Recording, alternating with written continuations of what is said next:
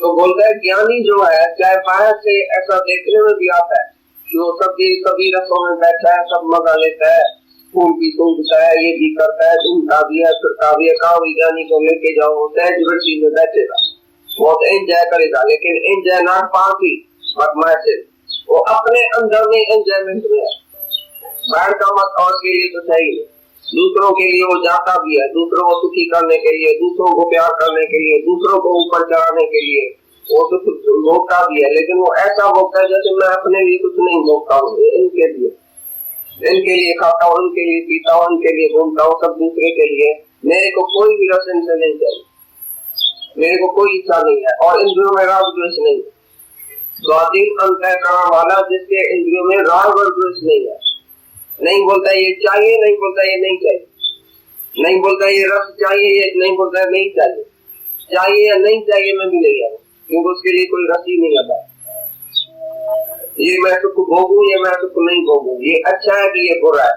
तो राग और द्वेष के स्वय यानी जो है वो जितेंद्रिय है, सभी इंद्रियों को वश में करने वाला, स्वाधीन अंतःकरण वाला, विषयों में भोगते हुए विचरते हुए भी उसके अंदर प्रसन्नता है हमेशा, अस्वस्थता, वो बहुत दूर रहता है, उसके अंदर एक भी इच्छा नहीं है, कलारस नहीं है, गंदा ख्याल नहीं है, विषय का ख्याल भी नहीं आता है, वो कभी गिरता भी नहीं है, लकीर भी नहीं पड़ती है माया।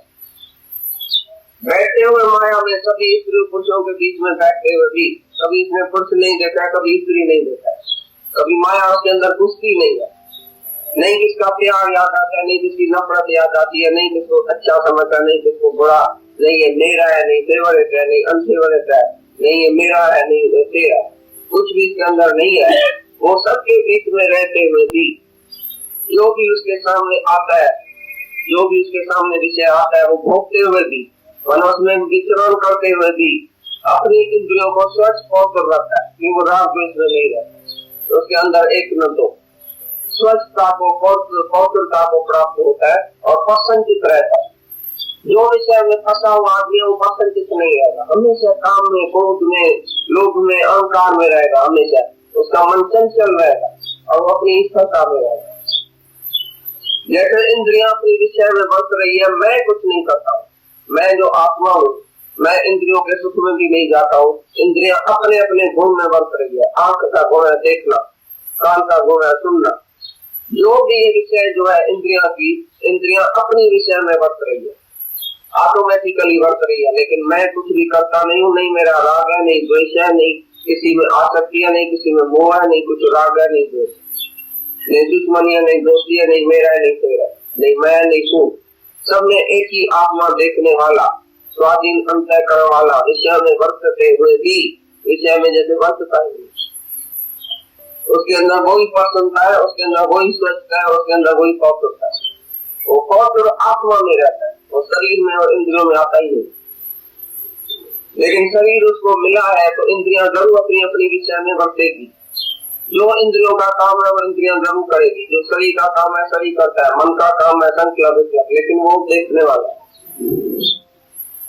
वो अपने को साथी दृष्टा करके सबसे अलग होके बैठा है, वो कभी इस अपवित्र देह में नहीं आता है, अपवित्रता में आता ही नहीं है, वो पवित्र आत्मा ही देखता है, जहाँ सबको अपना आप करके देखता है, दूसरा नहीं, लव ऑल अलाइक, सबके लिए एक जैसा उसको प्यार है, बस खाली देखता है ये सब भगवान ही भगवान। तो तुम ज्ञानी को कभी विषय में देखो भी, भाई वो खाता है, पीता है, घूमता है, फिरता है, पहनता है, लेकिन तो भी उसमें शंका नहीं रखना, क्योंकि वो अंदर में प्रसन्नचित है, अंदर में स्वच्छ है, पवित्र है, अंदर में अपनी आत्मा में रहता है और सर्व को आत्मा करके देखता है, दूसरे में नहीं करता है, दूसरे को प्यार नहीं करता है, दूसरे को नहीं खिलाता है, सब अपने आप से करता है। जो अपना आप देखता है उसके लिए नहीं पाप है, नहीं पुण्य, नहीं विषय, नहीं विकार है, हमेशा पवित्रता में रहता है, अपवित्र ख्याल एक भी नहीं आता सारे दिन।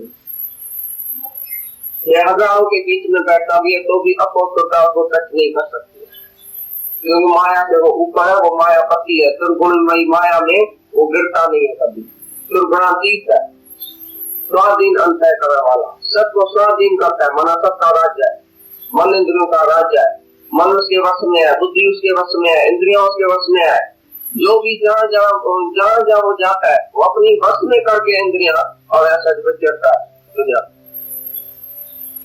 उसकी इंद्रियां लूज नहीं हो जाती है, आउट नहीं हो जाती है। कोई भी इसको बोल रहा है स्टॉप तो स्टॉप, चलो तो चलो, बैठो तो बैठो, खाओ तो खाओ, घूमो तो घूमो, उसमें पसंद था। और तुम किसी इच्छा वाले को बोलो आज नहीं घूमते, तुम इधर बैठ जाओ, हम घूमने जाते तो रोता है।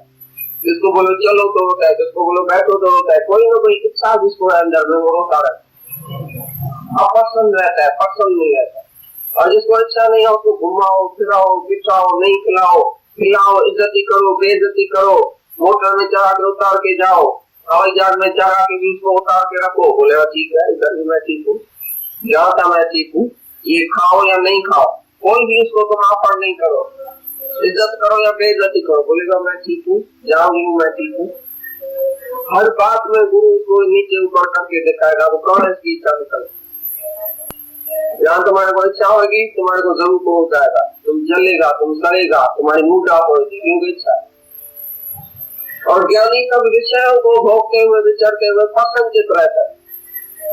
जो विषय विकार में फंसा हुआ आदमी कभी प्रसन्नचित रह सकता है?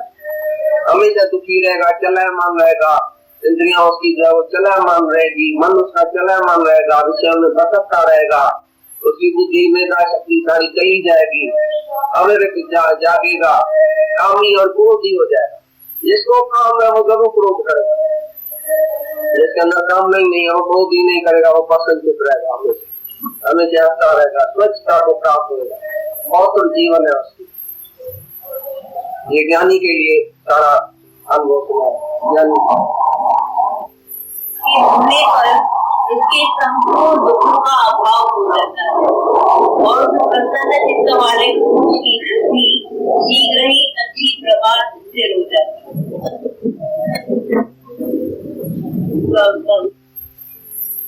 शुद्ध चित्त वाला है उसका सब दुख दूर होगा, वहाँ जिसके चित्त में शुद्धि आ गई, पवित्रता आ गई, प्रसन्न चित्त हो गया, जिसका मन जो प्रसन्न चित्त रहता है, स्वाधीन अंतःकरण वाला ही प्रसन्नचित रह सकता है।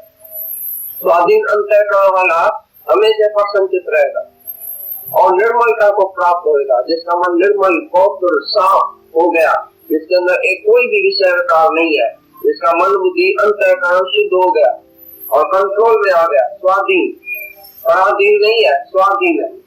एक है पराधीन, मन के बस, क्या करूं मन चला गया, क्या करूं मन ऐसा करता है, क्या वो है पराधीन।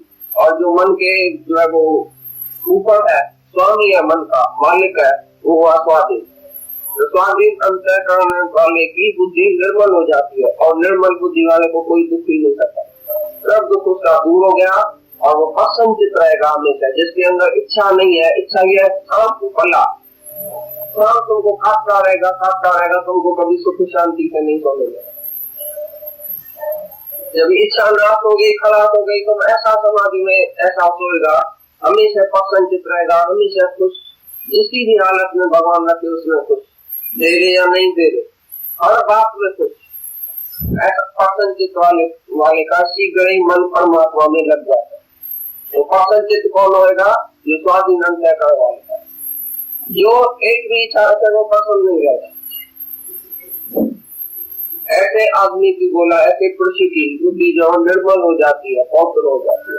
निर्मल बुद्धि वाले को कोई दुख नहीं करता और प्रसन्नता को प्राप्त होता है। और प्रसन्न चित्त वाला हमेशा जो है वो सुखी रहता है, उसी घड़ी परमात्मा में उसकी लयता आ जाती है, परमात्मा में उसी घड़ी स्थित हो जाती है, इसका मन प्रसन्न। साधन रहित पुरुष के अंतःकरण में श्रेष्ठ बुद्धि नहीं और संयुक्त के अंतःकरण में आस्तिक भाव भी नहीं होता है और बिना आस्तिक भाव वाले पुरुष को शांति भी नहीं होगी। फिर शांति रहित पुरुष को सुख कैसे हो सकता है? श्रेष्ठ बुद्धि नहीं होती है। साधन रहित जो साधना नहीं करता है, मन को शुद्धता नहीं है, मन को जो है वो वश नहीं करता है, साधन नहीं करता है, इस ज्ञान में तपस्या नहीं करता है, मन इंद्रियों को रोकता नहीं है, मन इंद्रियों को चलायमान करता है, चेक छोड़ देता है विषयों में, वो साधन रहित पुरुष है। जो ज्ञान के रास्ते में आके साधन नहीं करता है, साधन माना अपने मन को प्रबोध देना, साधना माना विषय विकार से ऊपर चलना। ये साध के जो पवित्रता हासिल करता है उसके अंदर शुद्ध बुद्धि आ जाती है, और जो ऐसा नहीं करता है साधन रहता पुरुष है, उसके अंदर श्रेष्ठता नहीं आएगी, वो श्रेष्ठ नहीं हो सकता है, शुद्ध बुद्धि नहीं हो सकती है, उसके अंदर आस्तिक भाव भी नहीं हो सकता है, वो भगवान को जानता भी नहीं है, भगवान भाई है भी दुनिया, भगवान की हस्ती को मानेगा ही नहीं। और जब मैं तू मेरी दुनिया है, मैं ऐसा मजा लेता हूँ, बस दुनिया में खाना है, पीना है, घूमना है, मजा लेना है, भगवान क्या होता है? तो जो साधन नहीं करता है ना, उसकी मन विषय में ऐसा तो गर्व हो जाता है, वो भगवान को भूल जाता है, भगवान है कि नहीं, बस खाली मेरे को मजा लेने, सुबह से रात तक कौन सा प्रोग्राम बनाए, किधर जाए, कौन सी सिनेमा में जाए, कौन सी साड़ी पहने, कौन सा सूट पहने, क्या खाए, क्या पिए, क्या घूमे, जो भी घंटा उसका मन जो विषय होगा, उसके अंदर श्रेष्ठ बुद्धि नहीं होगी और आत्मिक भाव नहीं होगा। और जिसके अंदर आत्मिक भाव नहीं है, भगवान को ही नहीं जानता है, उसके अंदर शांति कैसे आएगी? और जिसके अंदर शांति नहीं है, वो तो आदमी भी नहीं है, वो हैवान हो गया, सीधा गया नर्क में, आखिरी संपदा का लक्षण हो गया, हैवान हो गया। तो भगवान का जो होना पाना नहीं समझता है, भगवान है, भगवान को भाग्य नागर नहीं समझता है, भगवान का जिसको डर नहीं है अंदर में, वही मन जो है वो चेक टूट जाता है। उसके लिए भगवान के जो डर में रहता है, भगवान है, आस्तिक भाव है, वो ही श्रेष्ठ बुद्धि में आता है, नहीं तो चला जाता है सीधा। श्रेष्ठ बुद्धि जिसको नहीं है, आस्तिक भाव नहीं है, उसको शांति नहीं है। वायु नाव को जैसे भर लेता है, वैसे ही विषयों में विचरती हुई इंद्रियों के बीच में इस इंद्रिय के साथ मन रहता है, वह एक ही इंद्रिय इस अयुक्त पुरुष की बुद्धि को हरण कर लेता है। अयुक्त नायक योग्य कौन है? जैसे में एक नाव हो गई और तूफान आके लगे, नाव की क्या हालत होती है? ऐसे विषय में ये तो तुम्हारा मन जो है ना, वो अंदर तूफान की तरह उल्टा पुल्टा चलता है। 24 घंटा मन जो है ना, जैसे तूफान में तरंग की क्या हालत होती है, कक्ष की क्या हालत होती है, नाव की क्या हालत होती है, ऐसे विषयों में भटकने वाले मन की भी यही हालत। कभी इधर भागा, कभी इधर दौड़ा, कभी उस जगह गया, कभी इधर गया, कभी बोलता है ये खाओ, कभी बोलता है ये देखो, कभी बोलता है इधर घूमो। सब जगह जो है वो तूफान की तरह, जैसे नाव तूफान में इधर उधर होती है, जैसे तुम्हारा मन भी तूफान में, विषयों के तूफान में भटकता रहता है, जैसे नाव भटकती रहती है। तो ऐसी तरह से एक ही इंद्री जिसमें तुम्हारा रस है, वो इंद्रियां जहाँ जाती है उधर मन भी जाता है। आंख की इंद्री देखने का शौक, सुनने का शौक, खाने का शौक, पीने का शौक, एक ही इंद्री का रस जिसका वेग बहुत जबरदस्त है, उसके पीछे मन भी उसका चलायमान हो जाता है, उसकी इंद्री के पीछे मन भी जाता है। और जहाँ जहाँ मन जाता है वो अशुद्ध हो जाता है, और बुद्धि उसकी जो भ्रष्ट कहते हैं, बुद्धि भी भ्रष्ट हो जाती है। तो मन ये भटकता रहता है जैसे तूफान में नाव।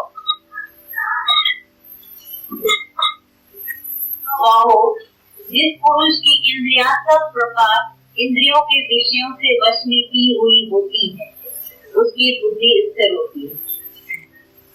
जिसने ऐसा साधन करके, ऐसा ज्ञान प्राप्त करके सब इंद्रियों को उसके विषयों से वश में करके आत्मा में लगा दिया, मन से इंद्रियों को वश में किया और उस मन को आत्मा में जोड़। मैं ऐसे तरह नहीं खाऊंगा, मैं ऐसे तरह नहीं खाऊंगा, मैं कहाँ भी अटका हुआ मन जो है, आदत जो है, कोई इच्छा